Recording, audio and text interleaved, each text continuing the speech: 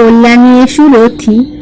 সুরকর্তার মুকুলগড়ের ওখান থেকে বিদায় নিয়ে যজ্ঞকর্তায় পাকুয়ালাম উপাধিধারী রাজার প্রাসাদে আশ্রয় নিয়েছি। সুরকর্তা শহরে একটি নতুন শাখো ও রাস্তা তৈরি শেষ হয়েছে। সেই রাস্তা পথিকদের ব্যবহারের জন্য মুক্ত করে দেবার ভার আমার উপরে ছিল। শাখোর সামনে রাস্তা আটকে একটা কাগজের ফিতে টাঙানো ছিল। কাঁচি দিয়ে সেটা কেটে দিয়ে পথ খোলসা করা গেল। কাজটা আমার লাগলো ভালো। মনে হলো পথের বাধা দূর করাই আমার ব্রত। আমার নামে এই রাস্তার নামকরণ হয়েছে। পথে আসতে পেরেমবান বলে এক জায়গায় পুরনো ভাঙা মন্দির দেখতে নামলুম। এ জায়গাটা ভুবনেশ্বরের মতো। মন্দিরের ভগ্ন স্তূপে পরিকীর্ণ। ভাঙা পাথরগুলি জোড়া দিয়ে দিয়ে ওলন্দাজ গভর্নমেন্ট মন্দিরগুলিকে তার সাবেক মূর্তিতে গড়ে তুলছেন। কাজটা খুব কঠিন। অল্প অল্প করে এগোচ্ছে।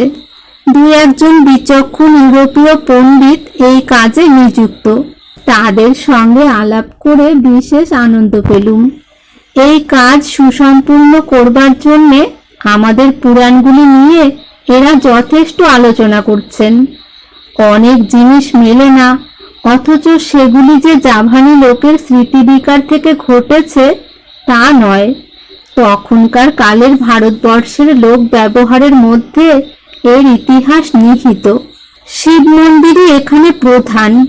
শিবের নানাবিধ নাট্য মুদ্রা এখানকার মূর্তিতে পাওয়া যায়, কিন্তু আমাদের শাস্ত্রে তার বিস্তারিত সন্ধান পাওয়া যাচ্ছে না। একটা জিনিস ভেবে দেখবার বিষয়, শিবকে এদেশে গুরু, মহাগুরু বলে অভিহিত করেছে। আমার বিশ্বাস বুদ্ধের গুরু পদ শিব অধিকার করেছিলেন। মানুষকে তিনি মুক্তির শিক্ষা দেন।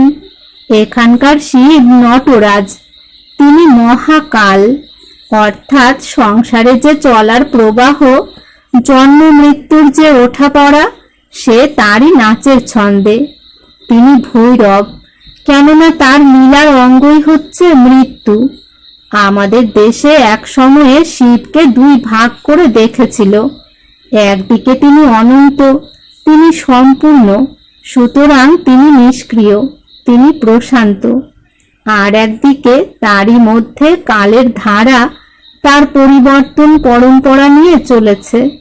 কিছুই চিরদিন থাকছে না। এইখানে মহাদেবের তাণ্ডব লীলা কালীর মধ্যে রূপ নিয়েছে, কিন্তু জাভায় কালীর কোনো পরিচয় নেই। কৃষ্ণের বৃন্দাবন লীলারও কোনো চিহ্ন দেখা যায় না। পুতনা বধ প্রভৃতি অংশ আছে, কিন্তু গোপীদের দেখতে পাইনি।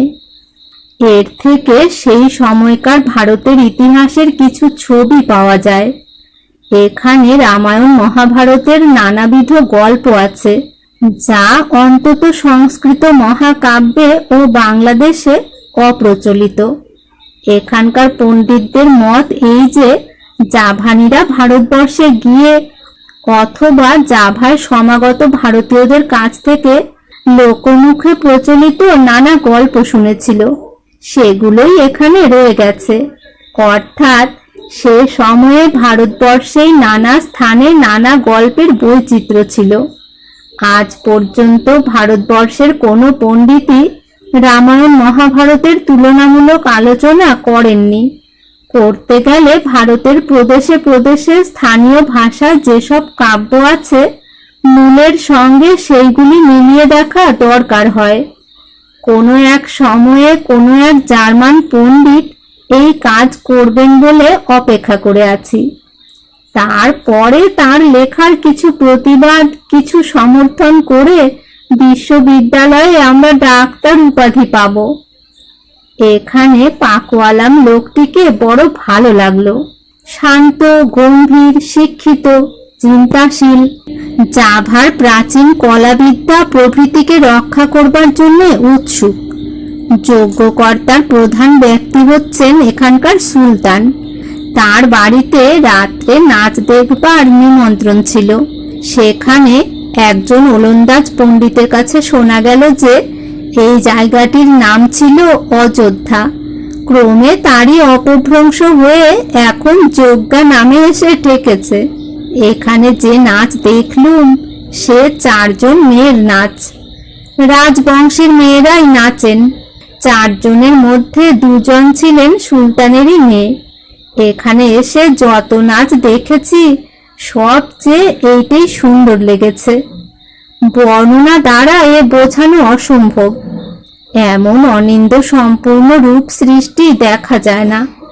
এইসব নাচের একটা দিক আছে যেটা এর বাইরের সৌন্দর্য, আর একটা হচ্ছে বিশেষ বিশেষ ভঙ্গির বিশেষ অর্থ আছে। যারা সেগুলি জানে তারাই এর শোভার সঙ্গে এর ভাষাকে মিলিয়ে সম্পূর্ণ আনন্দ পেতে পারে। এখানে নাচ শিক্ষার বিদ্যালয় আছে, সেখানে নিমন্ত্রণ পাওয়া গেছে। সেখানে গেলে এদের নাচের তত্ত্ব আরো কিছু বুঝতে পারবো আশা করছি। আজ রাত্রে রামায়ণ থেকে যে অভিনয় হবে তার একটি সূচিপত্র পাঠাই। এটা পড়লে বোঝা যায় এখানকার রামায়ণ কথার ভাবখানা কি।